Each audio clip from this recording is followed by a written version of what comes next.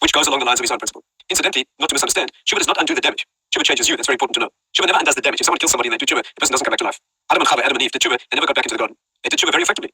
Right? Spent 130 years of their lives doing Tshuva. They never got back into the garden. Tshuva does not undo the damage in the world. If you've done a sin and you've caused damage in the world, the harm remains. Tshuva detaches you. We'll have to explain that. But that's the effect of Tshuva. Tshuva changes you. You're no longer the perpetrator of that sin. In fact, the reason you no longer need punishment is because you're no longer the person who did it.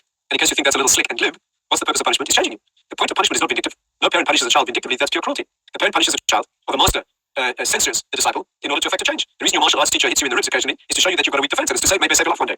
And therefore punishment in Judaism, God's punishment is never vindictive, it's only corrective. And obviously a loving teacher or a loving parent causes the pain that's necessary to the child or the disciple, but only for correction. And therefore punishment is designed to correct you. Well, if you've done Tshuva and you've effected a correction in your personality, you don't need the punishment. Right? And the reason that Tshuva gets you out of a need for the pain, or the punishment as we call it, is because you've effected the change that the punishment was meant to effect. But it doesn't undo the damage. The damage remains in the world. Right? That's not relevant. Again, you're not being punished. You're being punished for a change in your character. You did something wrong in the world because there's a problem with your personality. That needs to be fixed. If you fix that personality problem, you don't need the punishment. What happens to the damage and who pays for it, we'll talk about it a little bit later. But that's the essence of Tshuva.